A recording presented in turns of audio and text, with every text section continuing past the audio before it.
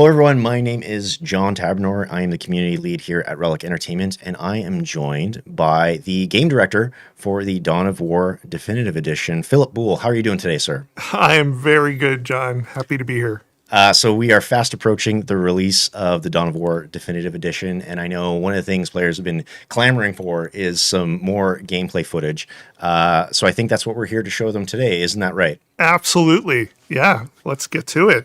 Okay, so let's just jump in. I know, Philip, you've pre-recorded some footage here for us, so Yep. we'll jump in and have you just talk us through what you're doing here in this mission. All right. Yeah.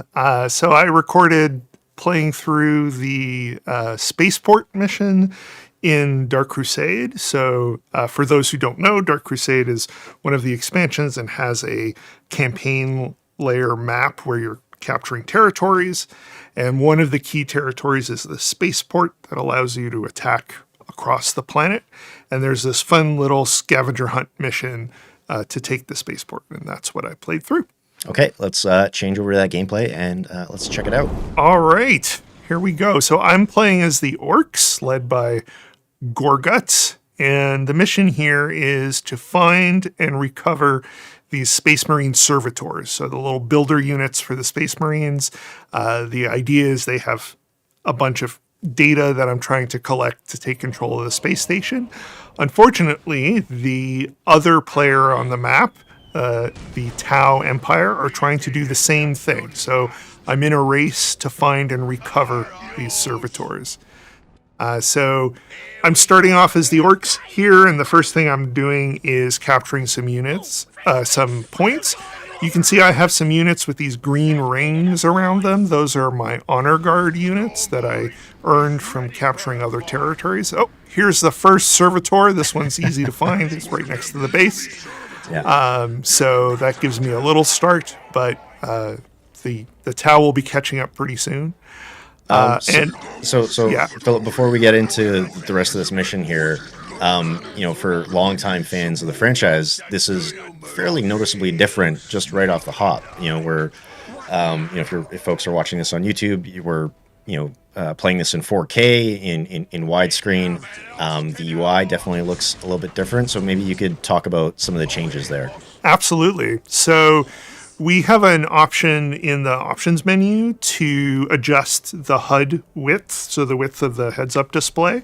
So I have it set so that it goes out to the edges of my screen, and we did that by splitting the mini map off on one side and the command card off on the other side. But you can bring them back together and get the classic experience, and it'll be centered, or you can choose, how far out you want to move them. The other thing people may notice is we've added the hotkeys displayed on the various icons, which, will make it a lot easier to learn the hotkeys.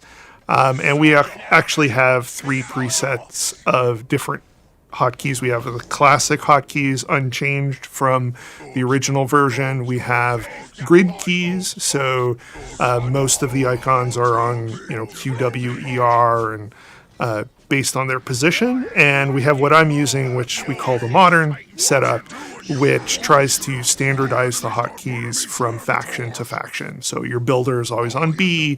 When you go to build, your barracks is always B. Your research building is always R, etc. Okay, that's great. That's great to hear. Just some nice little quality of life changes to Absolutely. bring things forward 20 years. Yes, exactly. So since I'm playing the Orcs here, I'm trying to... Oh, I found another servitor. All right, I'm off to a good start. That's great. One of the big things with the Orcs is you have to manage your population. So they have, Orcs in Warhammer 40,000 are more dangerous the more of them there are, right? So they sort of become more cunning, more ruthless, more organized as you build this big wah, is what they call it. So we reflect that by much of your technology unlocks based on how many Orcs you have in the world. and your maximum number of orcs to put in the world depends on building these things called Wa towers. So they're the equivalent of turrets for the other factions, but for the orcs, they're much more important because they're gating technology. So I'm balancing building those towers and then bringing my orc population higher and higher by reinforcing squads and building more squads. So as it goes, I get larger and larger squads, more and more squads. One of the other improvements we've been able to make is improve the pathfinding of the game, especially when you have a whole bunch of squads. And that is, you feel that probably the most with the orcs, because the orcs, you have really big squads, you have a lot of them, and you're moving a whole bunch of units, and you're dependent on melee above all. So getting all your units to get around a building to destroy it is much easier than it was before, which is amazing. All right, I found another servitor. But you can see on the right, there's a counter of how many are at my base and how many are at enemy bases. And they're working ahead too, so we're actually tied here. So can't be too complacent. So you're definitely in a bit of a race here. Yes, absolutely. Yeah, it's phenomenal to hear about the pathfinding improvements. That was one of the things very early on when we announced the definitive edition of the game. Players let us know very, very loudly and very early, hey, this is a sore spot for us. We would like this fixed. So I'm glad that we were able to implement some of those changes. Yeah, absolutely. I'll be totally honest. I was really nervous about it. And I didn't think we would be able to do very much because pathfinding is a big, complex system. And the thing I wanted to avoid above all was sort of making something that worked worse. So I really wanted to make sure we weren't accidentally making things less playable for players. Fortunately, some of our pathfinding wizards were able to join the team and dig in and bring on some of the improvements to pathfinding that sort of happened over the course of the last 20 years, right? The pathfinding in DAO was, step 1, and then Company of Heroes was step 2, and then Dawn of War 2 was step 3, and so there's been many steps, and we're able to bring in some of that. So in particular, units will move through each other much more easily to get where they need to go, which really helps in closing the gap with melee units. And far fewer, you're no longer having units just hanging out and not following orders because they don't think they have a place to go, which is what was happening in the original. Yeah, so I saw you interacting with the pile of guns earlier. Yes. So can you tell me about some of the research decisions that you're making here? Yeah, absolutely. So now that I have enough population, I was able to build the pile of guns, which is the research building for the orcs, or the research pile. And the orcs have a lot of researches. Most of them are just make things orkier. So there's one for improved melee damage. So I went for that because I have a very melee focused army.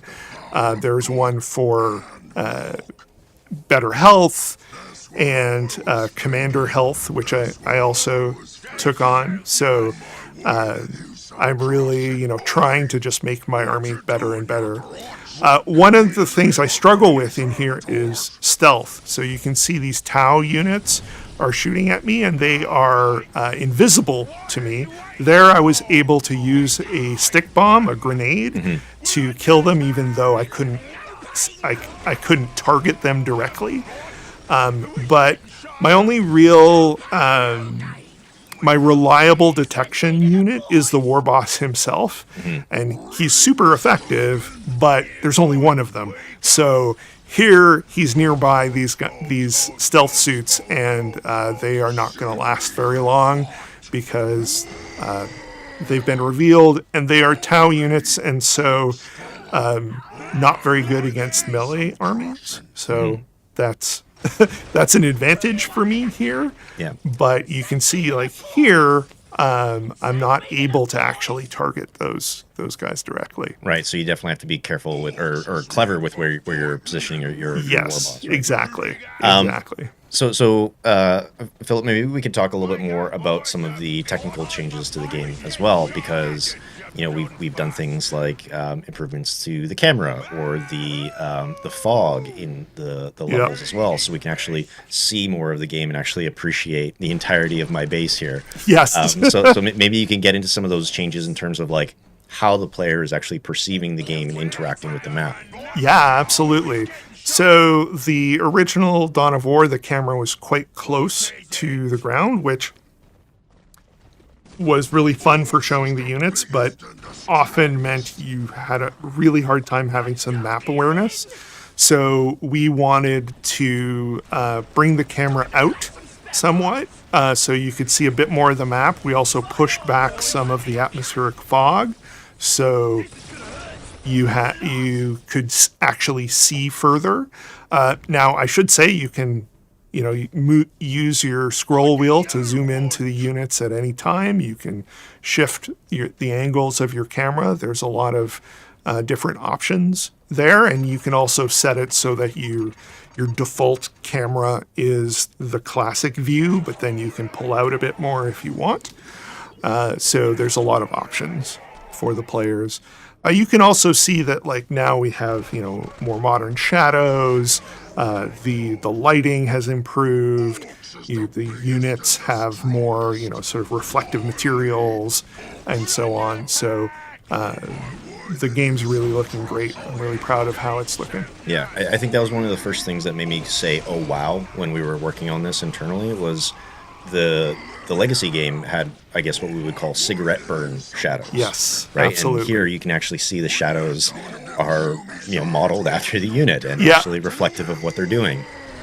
Yeah, absolutely. Here you can see me using the wah ability on the war boss, so that's a buff for anyone around him. You can only use it every minute or so, but it is very helpful in those fights. One of the things I'm worried about here is you can see I'm gathering these servitors. I'm doing pretty well, although we're still at 4-4. So in the fog of war, they're doing well as well. There is the possibility that they will send units in to grab my servitors. Mm-hmm. So I'm leaving some orcs back so that to help block that. That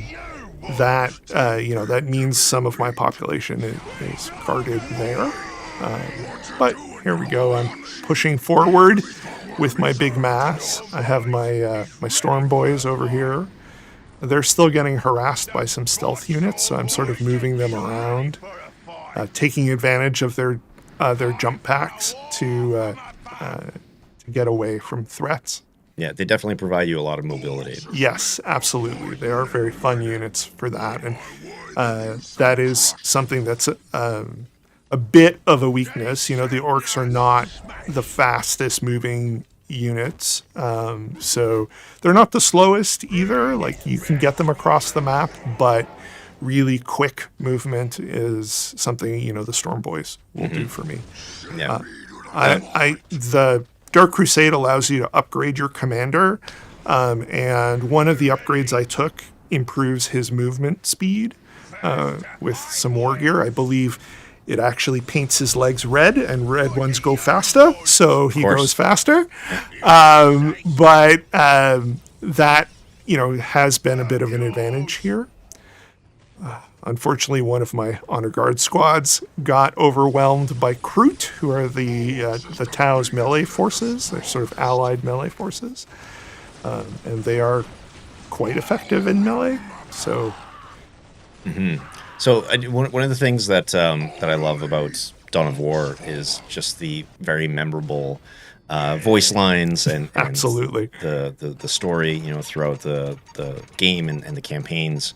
And the orcs have them in spades. Yes, And I'm glad that we were able to revisit these incredible factions and some of their memorable lines. absolutely. So my question to you is, which is do you have like a list, like top three list of favorite voice lines from the game? Oh yeah, I have a bunch that I love. My favorite orc one is probably one of the under fire lines where you probably heard it a few times in this match, where the orc boys just shout out, "Hey boss, we're getting shot up." Apologies for my terrible accent. And it just sort of goes to the fact that the orcs are both silly and terrifying at the same time, and that's really sort of the magic of the orcs. Is there here you can see me stealing a servitor from their base, haha. The orcs are are sort of humorous, looked at from the outside, but for anyone in this world, they're a terrifying group of monsters, and some of those voice lines really walk that balance. Probably my favorite line of all is a chaos line. It's the aspiring champion asking if you hear the voices too, which is just makes me smile every time I hear it. But there's lines for every faction that just that I just love. Yeah. So as we watch you steal away some of these servitors, my other question for you is, if we know we have a lot of longtime fans that are really excited for the definitive edition, but if maybe I'm less familiar with Dawn of War or even the RTS genre, at large, where should I start with Dawn of War Definitive Edition? Like, how should I just jump right into the first campaign? Should I try out a skirmish by myself? There's so many factions and so many units to learn. What's the best point for a new player to sort of jump into this game? Absolutely. So there's really two good places to start if you don't have a lot of experience with this type of game. One is we have a tutorial, and we actually have one for every faction in the game that walks you through basic commands, how their tech tree works, what you want to be doing. It's really sort of a step-by-step walkthrough, and I really recommend everyone do that. The other good starting place, which you can do in addition, is just the original Dawn of War campaign. So you have access to 4 different campaigns in the definitive edition, and the original Dawn of War Space Marine campaign just has a nice on-ramp in the first few missions, showing you mechanics, letting you play through things at your own pace. And then, once you've done a little bit of that, really all the options are open to you. Playing skirmish against easy AI, or even, playing with some friends against some AI opponents is a really nice way to explore the game. The easy AI is quite forgiving. It sort of paces itself to what you do, so you're not going to get stomped right out of the gate. Whereas the harder AIs are a lot more competitive, so you have some good fun. All right. I believe I just got my last servitor to this base. That's great. Congratulations. I'm glad Thank you're you, able thank you. to accomplish that mission. Gorguts' war continues unabated. He'll be pleased. Phil, I think that the last thing that we didn't quite touch on that I wanted to get to is, a lot of the improvements that we made to character models and terrain and, just objects within the world. I know there was a ton of work there to sort of up-res those and make sure that they looked great on modern consoles. So I'm wondering if you maybe touch on that a little bit before we wrap up. Yeah, absolutely. So we up-resed all the textures for all the models, and then certain models got a little extra geometry put into them. All the all the environment textures similarly were up-resed and then gone over by our veteran artists, like the environment artist from the original Dawn of War is the environment artist on the definitive edition. One of the character artists from the original Dawn of War is the character artist on the definitive edition. So we were able to leverage expertise that goes back 20 years, which is really amazing, and just push those assets a little further. So they're still, I think they will look familiar to everyone who has played the game before. Like those proportions, the character designs are all still the same. But we're able to refine their presentation. And with the lighting and materials improvements in particular, they're a little more grounded in the world, which is really nice. Metals look like metals. The effects are a little punchier. So I think people will be really happy. I certainly am very happy with how the game is looking. Yeah, and like I was saying earlier, it looks phenomenal on a 4K monitor. Yeah, just playing it absolutely. here in the office. Absolutely. So I'm very eager for fans to get their hands on it. Yeah. So Philip, I'll leave it there unless you have any sort of final thoughts that you want to give to fans before we wrap up for today. I just want to say thank you to all the fans who've kept Dawn of War in their hearts all these years, and to all the people who may be coming to it for the first time. I hope you have a lot of fun. There's a whole lot of content there for you to dig into. Okay. So thanks everyone for joining us today to get this quick sneak peek at the Dawn of War Definitive Edition, which is releasing on Steam and GOG on August 14th. So you can find it then. And of course, to stay up to date on everything else, be sure to follow us on your channel of choice at Dawn of War. So we'll leave it there. Thanks so much, Philip. And we'll talk to everyone soon. Bye all.